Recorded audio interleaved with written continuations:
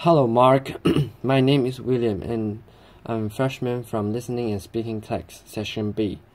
Today I'm going to talk about Texting is Killing Language, JK, by John McWhorter.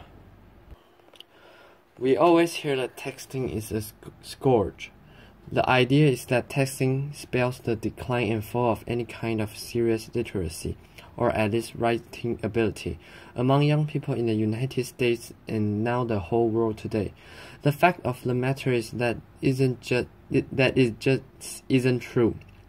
And it's easy to think that it is true, but in order to see it in another way, in order to see that actually texting is a miraculous thing, not just energetic, but a miraculous thing, a kind of emergent complexity that we're seeing happening right now. We have to pull the camera back for a bit and look at what language really is. In which case, one thing that we see is that texting is not writing at all. What do I mean by that? Basically, if we think about language has exists for perhaps 150,000 years, at least 80,000 years.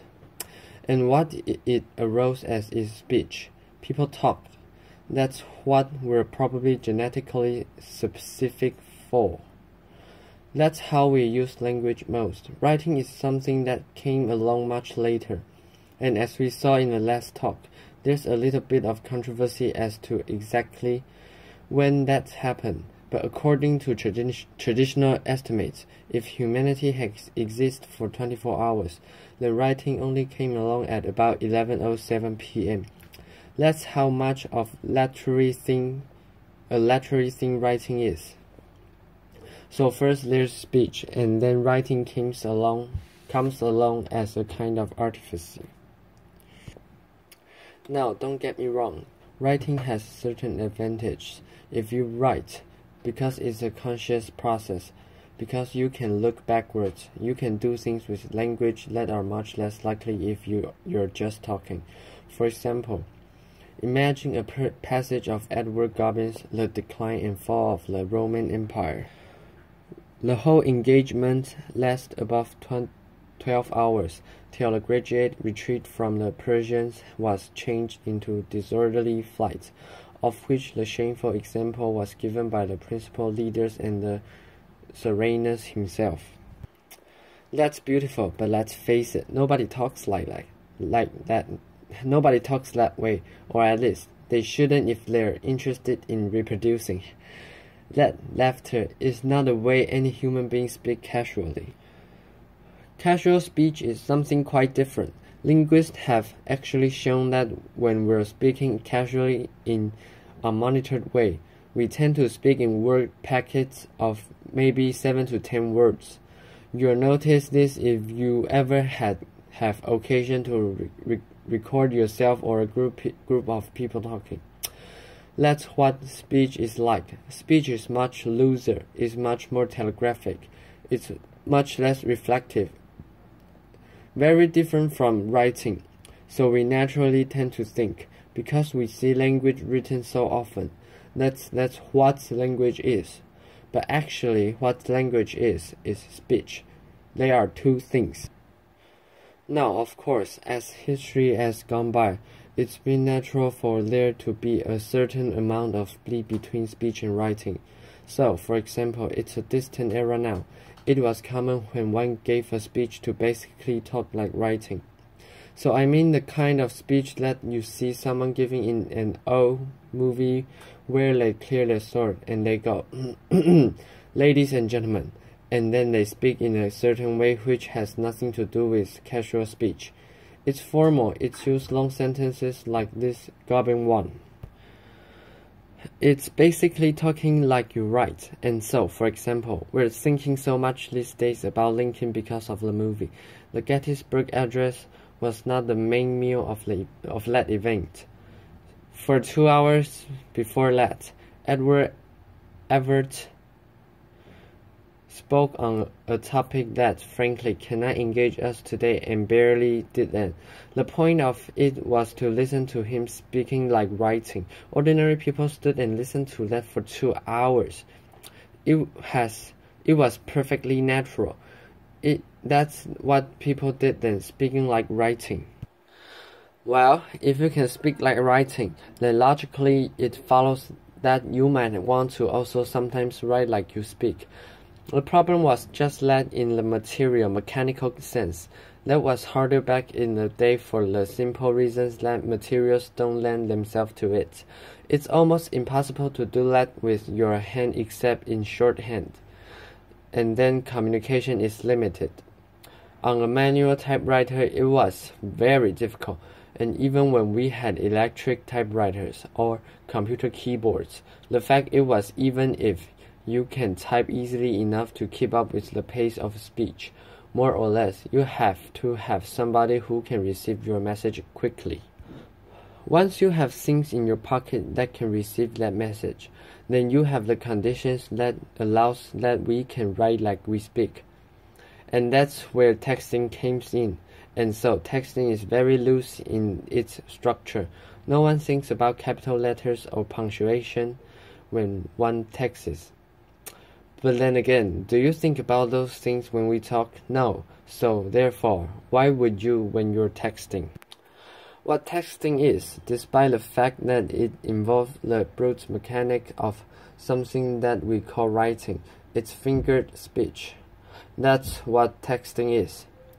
Now we can write the way we talk, and it's very interesting thing, but nevertheless easy to think that still it represents some sort of decline. We see this general vagueness of the structure, the lack of concern with rules and the way that we're used to learning on the blackboard, and so we think that something has gone wrong. It's a very natural sense. But the fact of the matter is that what is going on is a kind of emerging complexity.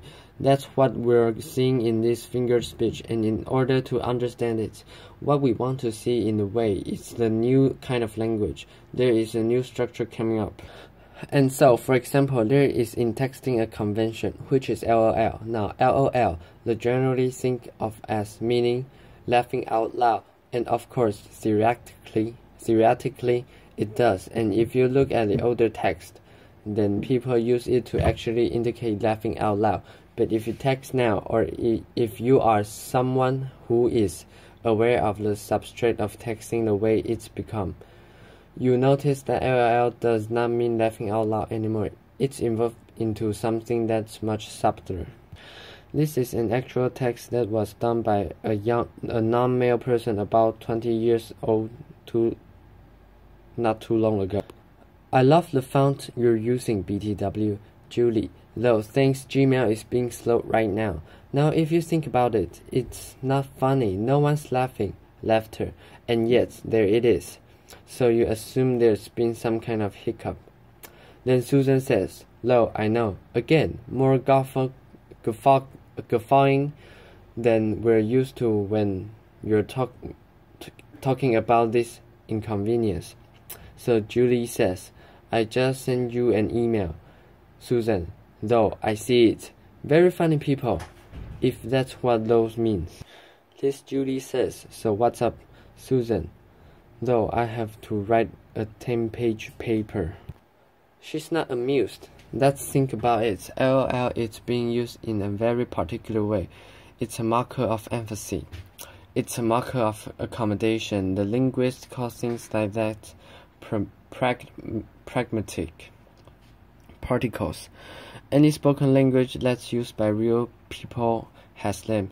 If you happen to speak Japanese, think about that little word that you use at the end of a lot of sentences. If you listen to the way black youth today speak, think about the use of the yo. Whole dissertations could be written about it, and probably are being written about it. A pragmatic particle. That's what LOL has gradually become. It's a way of using a language between actual people. Another example is slash. Now, we can use slash in the way that we're used to, along the lines of, we're going to have a party/networking session. That's kind of like what we're at. Slash is used in a very different way in texting among young people today. It's used to change the scene. So, for example, this Sally person says, I need to find people to chill with, and Jake says, haha, you could write a dissertation about haha too, but we don't have time for that. Haha, so you're going by yourself. Why? Sally, for this summer program at NYU. Jake, haha, slash, I'm watching this video with Suns players trying to shoot with one eye. The slash is interesting. I don't really even know what Jake is talking about after that. But you notice that he's changing the topic. Now, that seems kind of mundane. But think about how in real life, if we're having a conversation and we want to change the topic, there are ways to doing it gracefully. You don't just zip right into it. You'll pat your things and look wistfully off into the distance, or you'll say something like, makes you think. When you really don't, but what you're really laughter. What you're really trying to do is change the topic. You can do that while you're texting, so ways are developing of doing it within this medium. All spoken language have what a linguist call a new information marker, or 2 or 3. Texting has developed one from this slash. So we have a whole battery of new constructions that are developing. And yet it's easy to think, well, something is still wrong. There's a lack of structure of some sort. It's not as sophisticated as the language of the Wall Street Journal. Well, the fact of the matter is, look at this person in 1956, and it is when texting doesn't exist. I Love Lucy is still on the air. Many do not know that alphabet or multiplication table cannot write grammatically. We've heard that sort of things before, not just in 1956. 1917. Communicate school teacher. 1917. This is the time when we all assume that everything somehow in terms of writing was perfect because the people on Downton Abbey is articulate or something like that. So, from every college in the country goes up the cry, our freshmen can spell, can punctuate, and so on. You can go even further back than this. It's the president of Harvard. It's 1871. There's no electricity. People have 3 names. Bad spelling, incorrectness, as well as inelegance of expression in writing.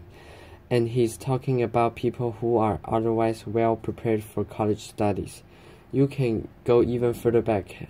1841. Some long-lost superintendent of schools is upset because of what he has for a long time noted with regret the almost entire neglect of the original blah blah blah blah blah. Or you can go all the way back to 63 AD, laughter, and there's this poor man who doesn't like the way people are speaking Latin. As it happens, he was writing about what had become French, and so there are always, laughter, applause. There are always people worrying about these things, and the planet somehow seems to keep spinning. And so, the way I'm thinking about texting these days is that what we're seeing is a whole new way of writing that young people are developing, which they're using alongside their ordinary writing skill, and that means that they are able to do 2 things. Increasing evidence is that being bilingual is cognitively beneficial. That's also true of being bidialectal. That's certainly true of being bidialectal is turn of your writing. And also texting actually is evidence of a balancing act that young people are using today, not consciously, of course, but it's an expansion of their linguistic repertoire. It's very simple. If somebody from 1973 look at what was on a dormitory message board in 1993, the slang would not have changed a little bit since the era of love story, but they would understand what was on the message board. Take that person from 1993, not that long ago. This is Bill and Ted's Excellent Adventure. Those people. Take those people and they read a very typical text written by a 20-year-old today. Often they would have no idea what half of it meant because a whole new language has developed among our young people, doing something as mundane as what it looks like to us when they're batting around on their little device. So in closing, if I could go into the future, I could go into 2033. The first thing I would ask is whether David Simon has done a sequel to The Wire. I would want to know that, and I really would ask that. And then I want to know actually what's going on Downton Abbey.